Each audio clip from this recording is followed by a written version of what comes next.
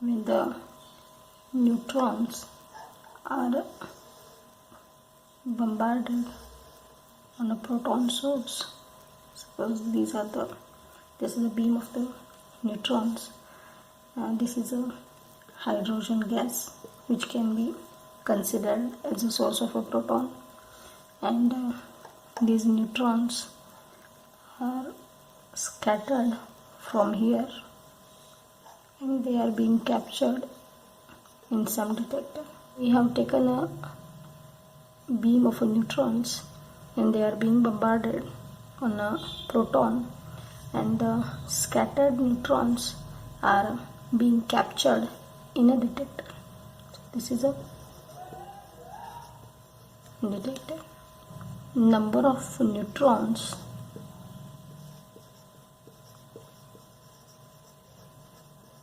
captured in these detectors, I will call this number as Dn, that is directly proportional to many things like so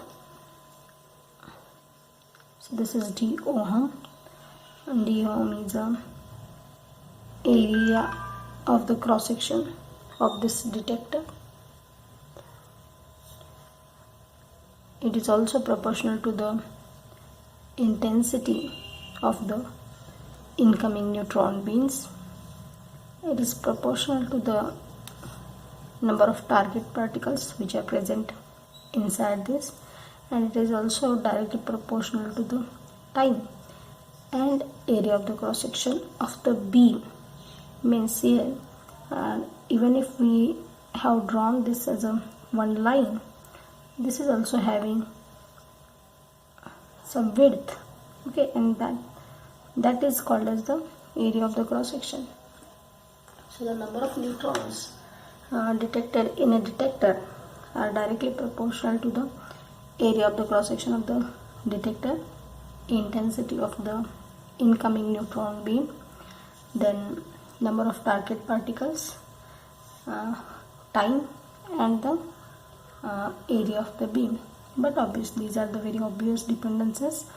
You can see that if I increase the area of the cross section of this detector, if I increase this d ohm, more number of neutrons will be captured. Similarly, if I increase the intensity of the incoming neutron beam, then more number of neutrons will be interacting with the protons. Similarly, if the number of target particles, for example, if I increase the width of this, then more number of neutrons will be interacting, more number of protons will be interacting with the neutrons. Similarly, if I increase the time to be recorded for the neutrons, number of neutrons will go on increasing.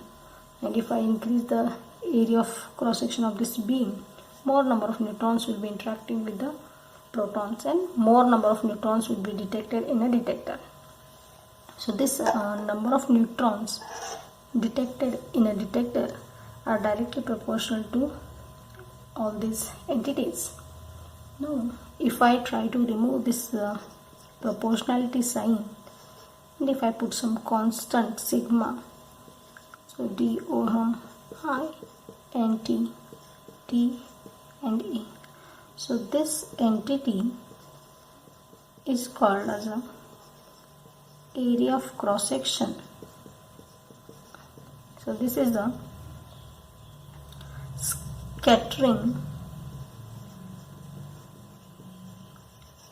cross section. So this is called as a scattering cross section. So this entity scattering cross section is dependent on the interaction between the neutron and the proton. So I will write, so this sigma is dependent on interaction between the neutron and the proton, and it is also dependent on theta and phi. This is all about the classical picture of the, or we can say the experimental arrangement of the low energy NP scattering. If there is a neutron going along z direction, then wave function of a neutron going along z direction can be given by e raised to I k z. This is the wave function of a neutron going along the positive z direction, where k is equal to square root of 2me upon h cross square, where E is the kinetic energy of a neutron and m is the mass of the neutron. So this is the wave function of a neutron going along the z direction. Now, if this neutron is this can be also written as e raised to I k r cos theta. Now there are three cases of a neutron interacting with a proton. First one, if there is no interaction between the neutron and proton,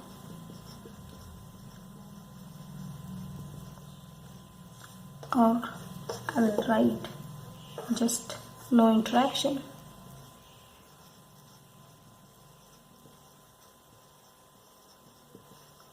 Secondly, if the energy of a neutron is less than 100 MeV, and the third case is if the energy of the neutron is greater than 100 MeV.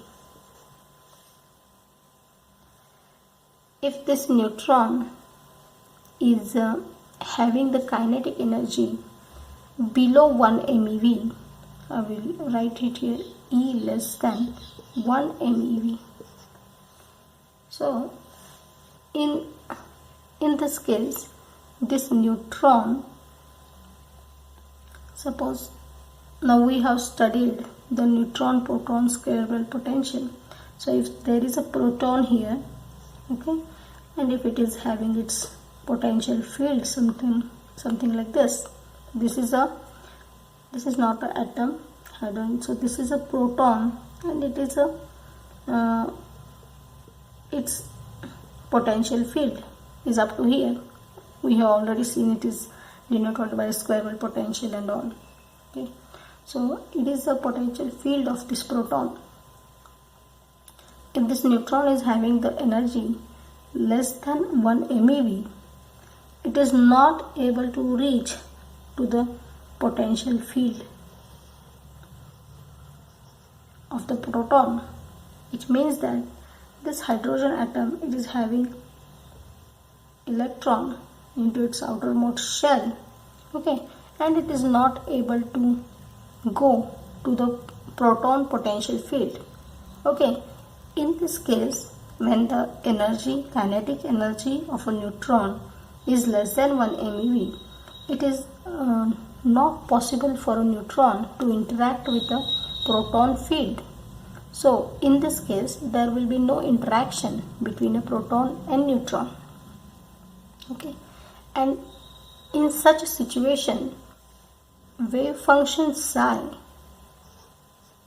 when there is no interaction, but obviously there will be a difference in a wave function of an incoming neutron and a neutron found in a detector. Okay, so for a kinetic energy of a neutron with a less than 1 MeV energy, the wave function of a neutron detected in a detector will be waves e raised to I k z. It is from L going to 0 to infinity, I raised to L, 2L plus 1, JR, KR, PL cos theta. So this is the quantum mechanical expression for the wave function to be detected in a detector. Okay, So if now the energy or the kinetic energy of a neutron is less than 100 MeV, means if it is in the range of 1 MeV to 100 MeV, so in this case I will write it here, case 2. So what is the picture there?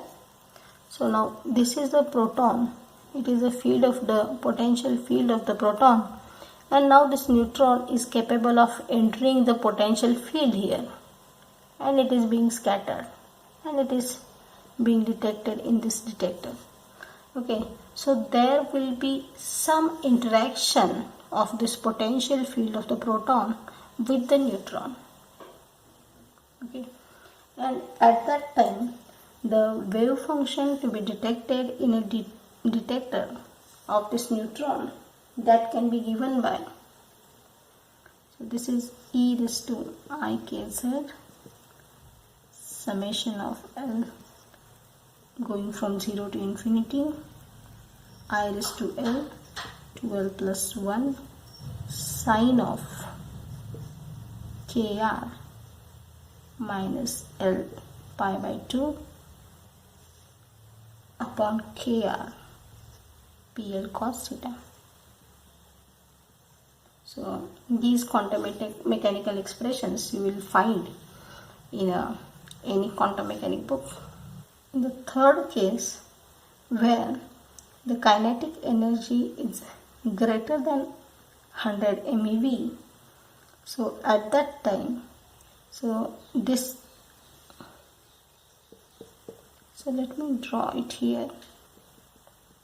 This is a potential field of a proton, and now this neutron is coming near to this proton, and there will be interaction between them, and the expression for the neutron in this case is given by e raised to I k z summation L goes from 0 to infinity, I raised to L 2L plus 1 sine of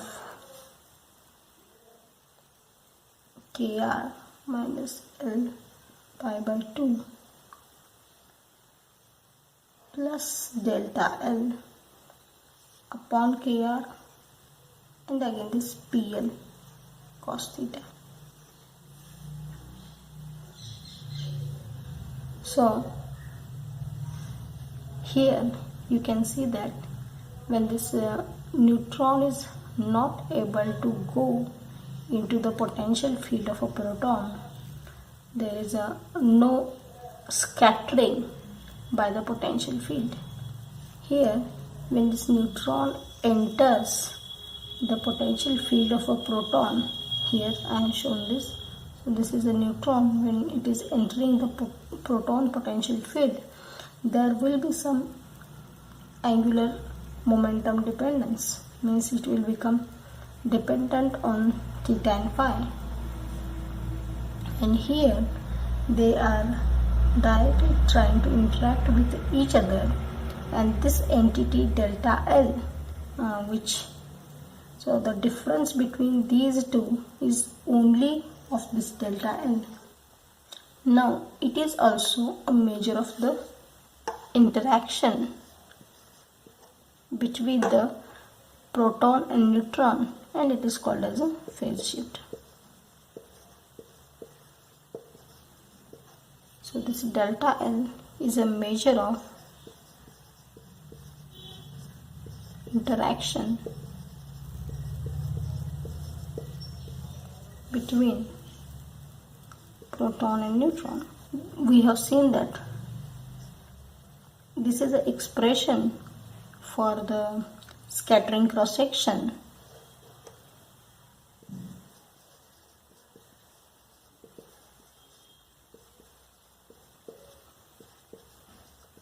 and we have seen that classical picture of this experimental arrangement, and we have seen that this scattering cross section is also a measure of the interaction between the proton and neutron, and this quantum mechanical term delta L, which we call it as a phase shift, it is also a measure of interaction between the proton and neutron.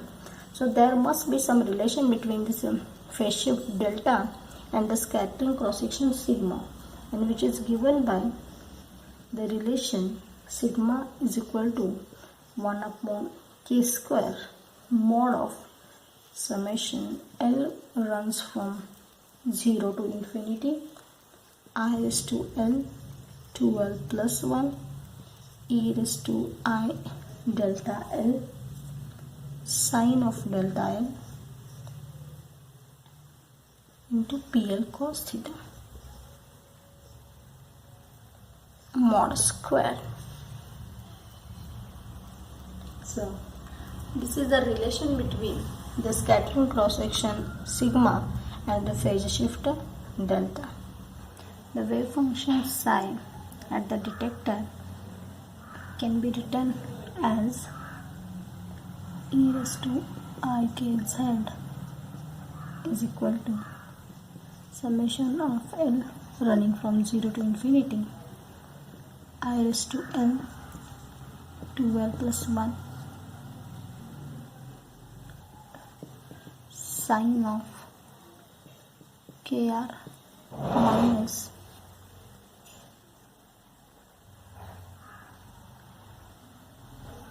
L pi by 2 upon kr into PL cos theta. So this is the expression for the neutron which is detected in a detector, and when the energy of the neutron is less than 1 MeV.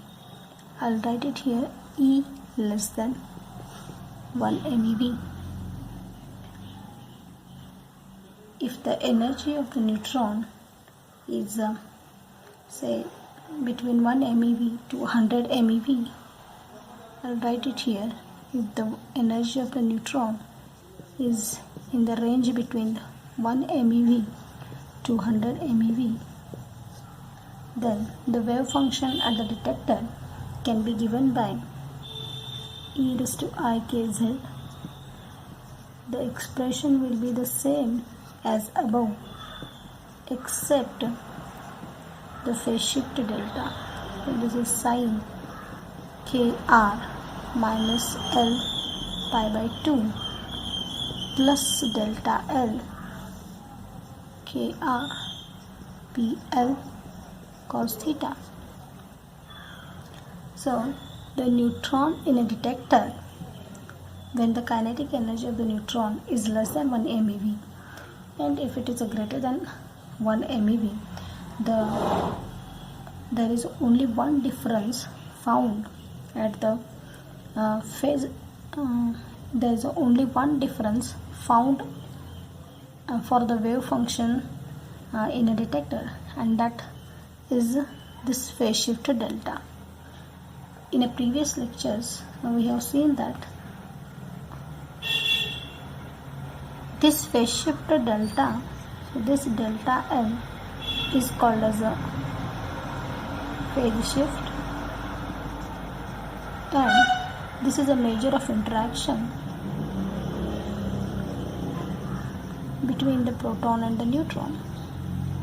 Similarly, in a previous slide, we have seen that this is scattering cross section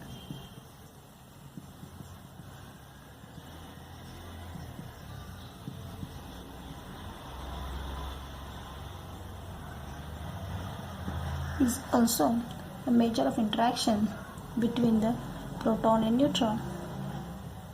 So there must be some relation between this phase shift delta and the scattering cross section sigma, and the relation between these two is given by this sigma is equal to 1 upon k square mod of summation L running from 0 to infinity 2L plus 1 e raised to I delta L sine of delta L PL cos theta mod square. So the experimentally this phase shift delta is calculated, and from that this scattering cross section is calculated. Okay, now for the lower energies, so just remember the relation between the scattering cross section and this phase shift delta. Now if so this so we are going to see the two cases of this sigma for the E less than 1 MeV and E when it is in the range between the 1 MeV and 100 MeV. For energy less than 1 MeV,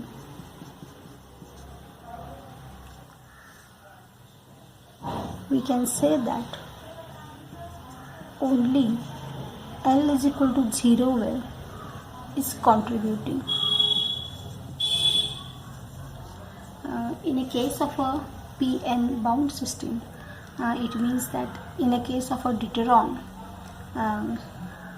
which exists only in a S is equal to 1 state, for E less than 1 MeV only L is equal to 0 wave that is contributing, and for by putting the value of this L is equal to 0 in a previous expression of the scattering cross section, we will get the expression for the scattering cross section as sigma is equal to 1 upon k square sine square of delta 0, or sigma total. If I take a total cross section, I can write it as a 4 pi k square into sine square delta 0. It means that for the lower energies, means if the energy of the neutron is less than 1 MeV, then the scattering which is appears in a detector, that scattering is isotropic. Scattering is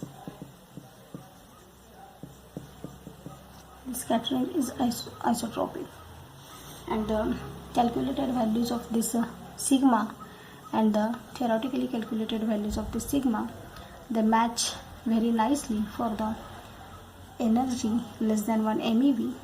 But if you go for the higher energies, that is when kinetic energy of the neutron is greater than 1 MeV, at that time the statistical probability factor of a P and N coupling will decide the value of the sigma. So I'll write it here.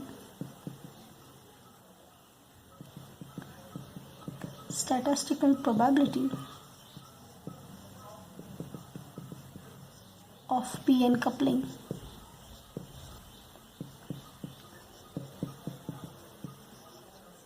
that will decide the statistical probability. The statistical probability of a P and N coupling will decide the value of a scattering cross section sigma, and for this you cannot take L is equal to 0. Means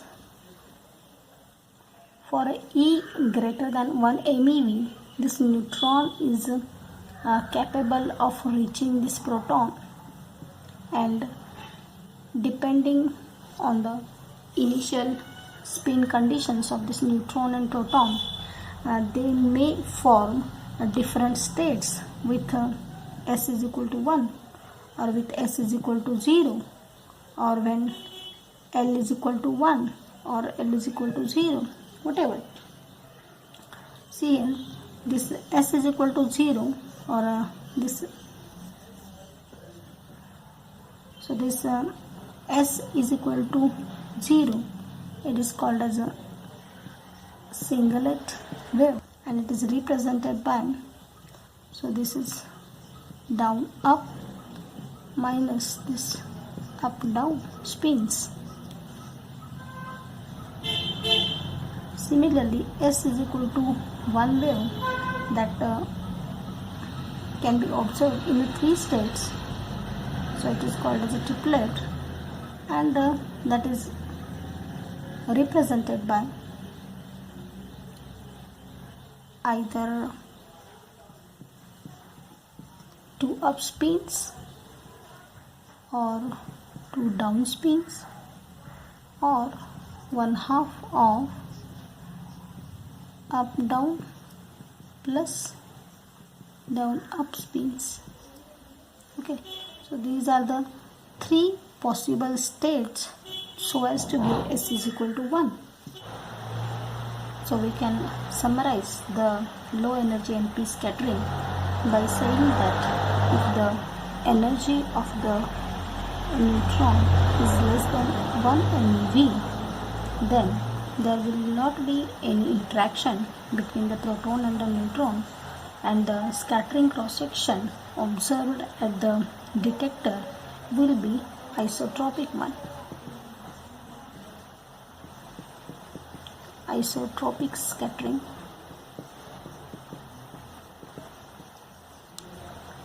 And for this E less than 1 MeV, only L is equal to 0 wave is contributing.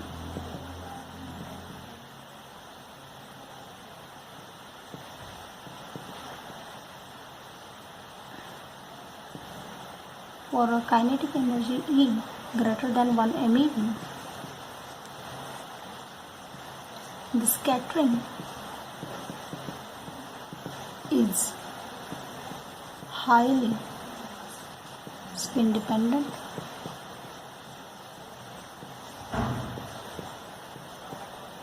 and it depends on P and N coupling